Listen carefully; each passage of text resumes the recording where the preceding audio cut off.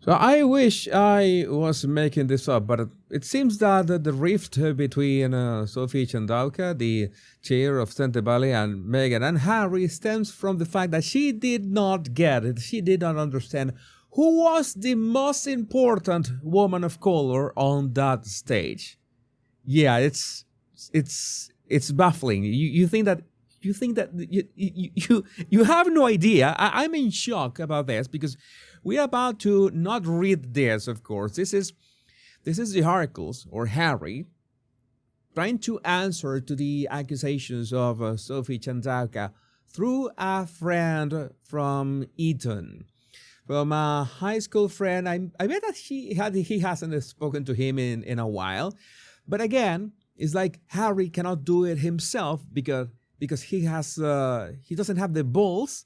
He has to go for a friend to talk to the Daily Mail, and at the same time, you know that Meghan had to send the sausage squad to bully and harass Sophie Chandauka, and that's why she had to shut down her social media for all the trolling. I mean, this is so baffling, but let's zero in on this and on the main parts of this statement by this friend who says, I can reveal that Alex Rayner, an old Etonian school friend of the prince who went to the North Pole with him in 2012 and has been in contact with him over the weekend, say that Prince Harry is shocked by the accusations made against him and grief-stricken at the way the saga has unfolded. Harry is very happy for me to speak for him about how he feels about this awful situation. Of course, yeah, because Harry is a coward. Harry is a spineless coward all the time, always been like that. He cannot say this by himself. He sends messengers for this. As Canel points out, her very good tweet, Harry is truly out of his depths with a Chandauka, and it shows in the way he goes from PR disaster after PR disaster. After the grave accusations that Chandauka loved at him, Harry decided to prove her point by sending out an old Etonian friend from his white elite school to produce an elitist statement in the British press, a statement obviously written by Harry and Meghan themselves. How do I know? It reads exactly like a statement written by an insecure, privileged, high school mean girl. Harry's like a girl, by the way, and a white, entitled, and privileged rich boy, aged around 12 mentally, who would have failed to graduate Eton College if his art teacher had not cheated for him and his rich daddy had not paid to make the scandal go away. Oh, you can read the rest of Canel's tweet on her account, Canel Bell. Also, this is worth noting.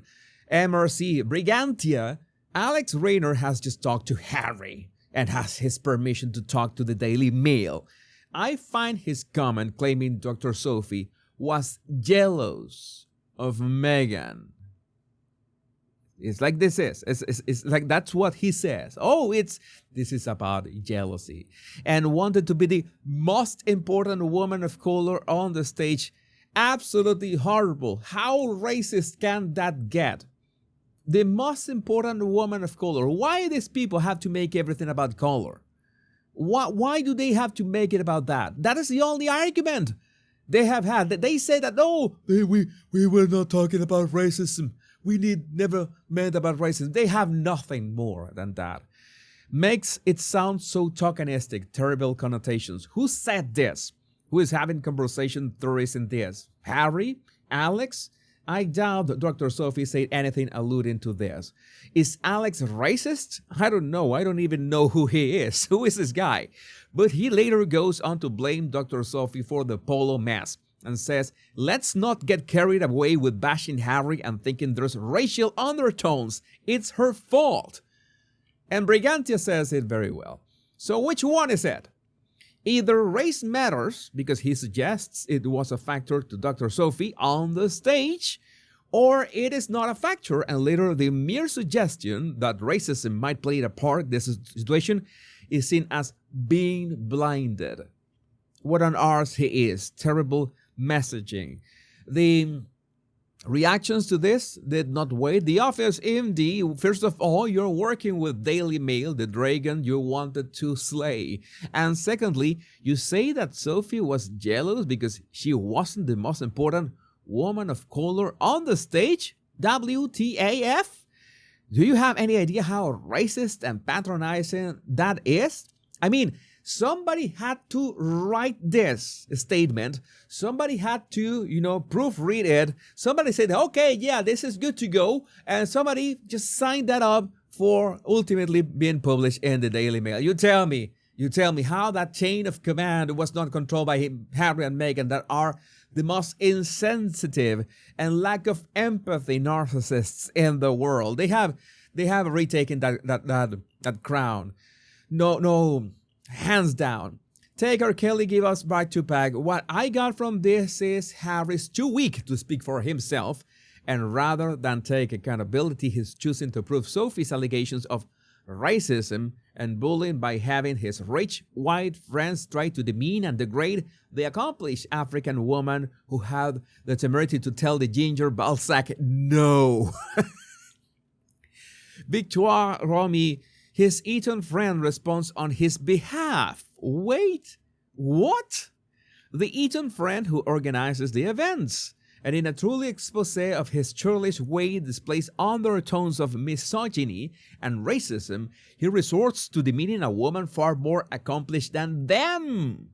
Her glided career? What WTF am I reading here? Pretty much sums it up. I mean, these people have no idea what they have gotten into. I mean, they have done this to themselves. Sausage Squad or not, I don't care.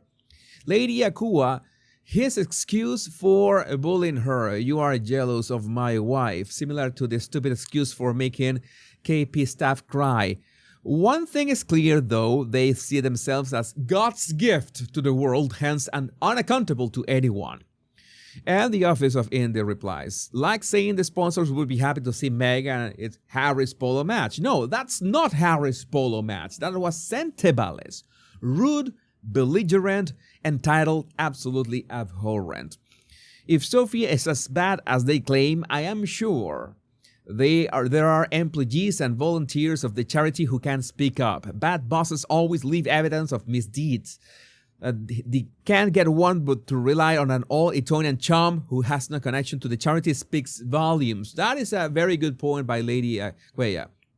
Is that it would be far easier to say that, that she was this dictator. You remember this lady saying that, this trustee of 20 years says, this was feeling more like a dictatorship. It would be nice if we heard from any of those 540 people working at Sentebale saying that, yes, I agree, she was like a dictator. She said such and such and such. But no, Harry had to go for a friend from high school to say that she was jealous for not being the most important woman of color on stage. I mean, this gets better and better. And thanks to Princess Carparkle, if anyone ever doubted that Meghan Markle was a childish, immature, mean girl bully, they just need to watch this clip.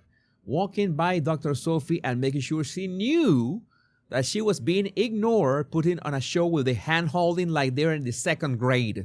Someone's going to have to please explain to me why two women in their mid-40s are parading around like children holding hands. I can't describe the embarrassment I have. And thanks again, Princess Carparkle, for reminding us this clip from Hello Magazine, in which you see Meghan and Delphina. Let's walk holding hands because we are such good friends.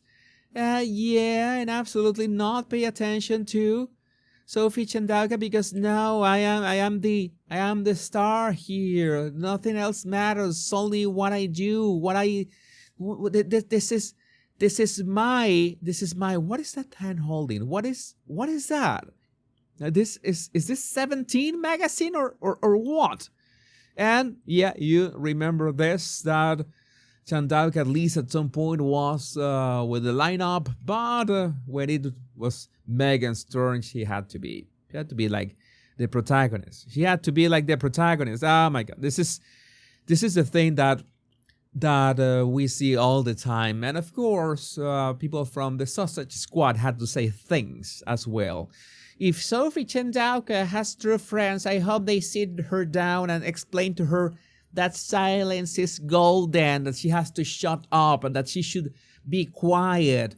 She should be quiet. Once she is rinsed out as a weapon to attack Harry and Meghan, she will be dumped and all alone. I hope the children and young people Sentebale are supposed to help don't suffer. This is the same that we could tell the same to Meghan with all her complaining. Like, oh, how I was treated by the royal family, that was all fake, that was all a lie. And I don't understand. I still understand.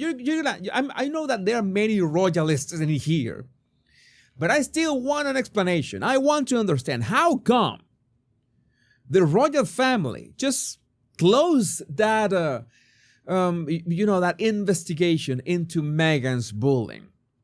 Oh, I can imagine that it was going to look good for diversity and stuff. This is the problem. This is the problem. You cannot just gloss over problems and pretend they didn't happen. You have to highlight them and decide, okay, this actually happened.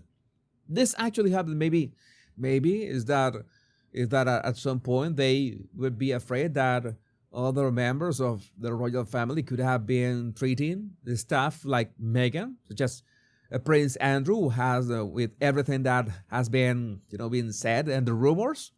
That this is not the way to address things.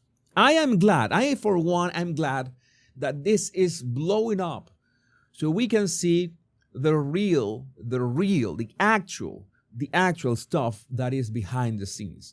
I mean, I have been analyzing them for a long time now, like years. How many years? 4 years now. It's 4 years already. 4 years, and we already know that they are narcissists, that Meghan is a control freak, that Harry is beyond repair. That guy cannot be saved by any means. And, well, Meghan, still uses him for her own gain. But now we have a woman who is lawyered up and is not afraid to talk. And in my body language analysis of Dr. Sophie Chandauka, it's obvious that she is not afraid to talk in the least. Again, it is so great not only that she has done these interviews that she has offered, the way that she has spoken about these topics, the way that she has addressed very specific events, the ways that she had made it clear, very clear, that she had a great relationship with Harry up until the moment in which his demands were not met. And you know that when we are talking about Harry's demands, we are in fact talking about Meghan's demands, because Harry has no personality. The guy is an empty shell, and it shows. We know that for a fact. The guy cannot build or create anything on his own. That was the thing that was his primary, the principle, the most important factor of his downfall. Not only my mother this, my mother that. We're way past that, Harry. We are way past that. I used to give you the benefit of the doubt at some point. I used to give you a pass every now and then. Not anymore. It's not possible that you're not aware, that you're so stupid, that you are reckless and stupid at the same time. You're not seeing that you are destroying. I don't care about your reputation, by the way. I don't care the reputation about of your wife. Nobody cares about your reputation. And we are talking about the reputation of other people and organizations that in one way or another, we're trying to do something good in behalf, let's say, in your name, but it was not in your name. It was on their own. But you're making their life and their work miserable, and that includes the Invictus Games. But again, I would like you to tell me what do you think about this in the comments. My name is Jesus Enrique Rosas. I'm the Royal Rogue. Much love and bliss.